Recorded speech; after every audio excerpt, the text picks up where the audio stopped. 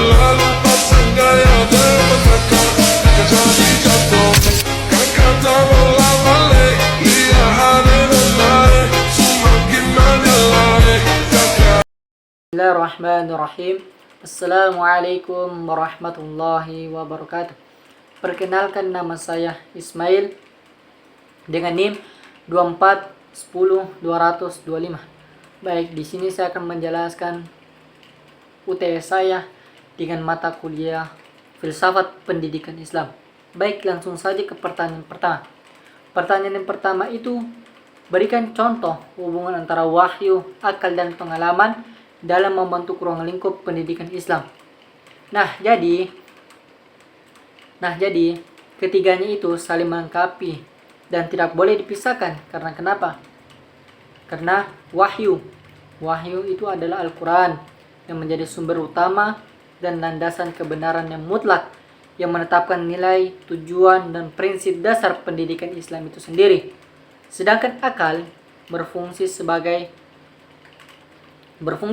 untuk memahami, menafsirkan, dan merenungkan isi wahyu agar dapat diterapkan dalam kehidupan nyata.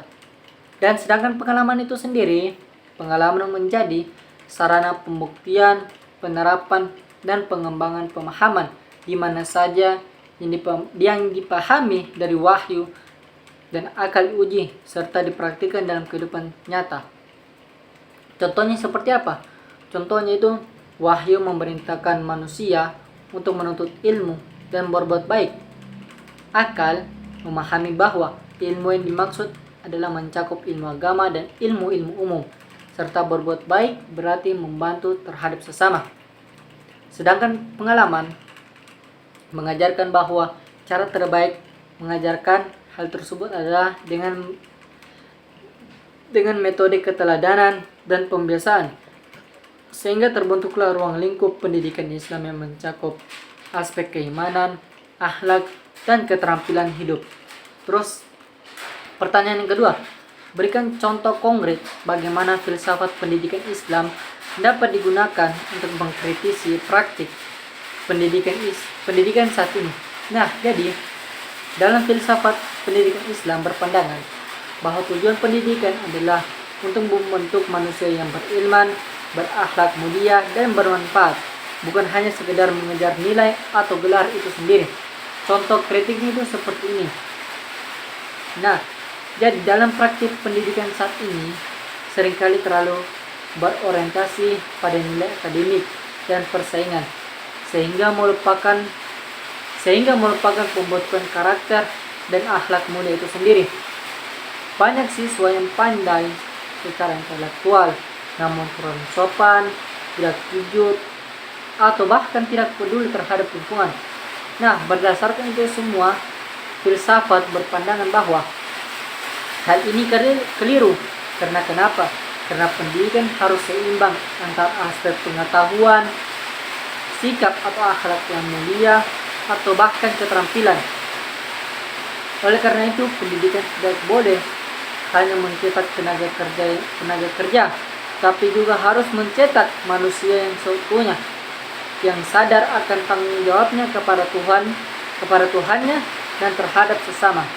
Terus pertanyaan yang ketiga, berikan contoh keterkaitan antara konsep manusia sebagai hamba dan khalifah dalam menentukan arah pendidikan. Nah, jadi dalam konsep ini menjadi landasan utama pendidikan Islam. Sebagai hamba Allah Subhanahu wa Ta'ala, manusia diciptakan untuk beribadah dan menaati perintahnya. Maka arah pendidikan harus membekali manusia dengan pemahaman tentang ajaran agama, kewajiban beribadah, dan nilai-nilai keimanan, agar mereka mampu menjalankan tugas pengabdiannya mereka terhadap Allah Subhanahu wa Ta'ala dengan sebenar-benarnya. Terus, sebagai khalifah di muka bumi ini, manusia bertugas untuk mengelola alam semesta ini, memakmurkan bumi, dan menegakkan keadilan. Contohnya itu, pendidikan mengajarkan ilmu pertanian bukan hanya sekedar mencari nafkah, tetapi sebagai wujud ibadah yang menjadi hamba yang bersyukur kepada Allah Subhanahu wa Ta'ala, dan menjadi wujud tugas khalifah atau mengelola sumber daya alam yang diberikan oleh Allah Subhanahu wa taala dengan baik dan berkelanjutan. Terus pertanyaan yang keempat, menurut Anda atau menurut saya, apa saja hal dari pendidikan yang klasik yang masih relevan untuk pendidikan saat ini? Nah, menurut saya ini terbagi menjadi 3. Yang pertama, penanaman akhlak dan adab. Dulu, sebelum belajar ilmu, siswa diajarkan adab kepada guru, ilmu, dan terhadap sesama. Hal ini sangat relevan karena saat ini penurunan moral dan etika menjadi masalah yang utama. Terus yang kedua, keseimbangan ilmu agama dan ilmu-ilmu umum. Ulama-ulama terdahulu menguasai keduanya karena tidak memisahkan keduanya, karena ini sangat penting agar memajukan teknologi dan tidak membuat manusia lupa terhadap Tuhannya. Terus yang terakhir itu hubungan erat antara guru dan murid. Dulu ikatan batin yang kuat menjamin ilmu tersampaikan sekaligus nilai-nilai kehidupan. Berbeda dengan pendidikan yang modern, seringkali hanya bersifat formal.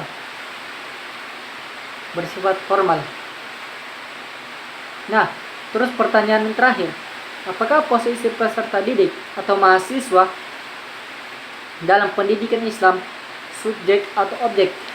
Nah, jadi menurut saya, dalam pandangan filsafat pendidikan Islam, peserta didik atau mahasiswa adalah subjek, bukan objek. Karena kenapa? Peserta didik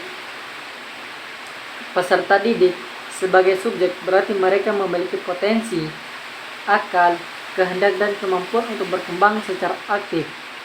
Pendidikan Islam memandang anak yang lahir dalam keadaan suci dan berpotensi baik. Tugas pendidik adalah membimbing dan mengarahkan dan memfasilitasi potensi tersebut agar tumbuh maksimal. Demikian yang dapat saya sampaikan. Wassalamualaikum warahmatullahi wabarakatuh.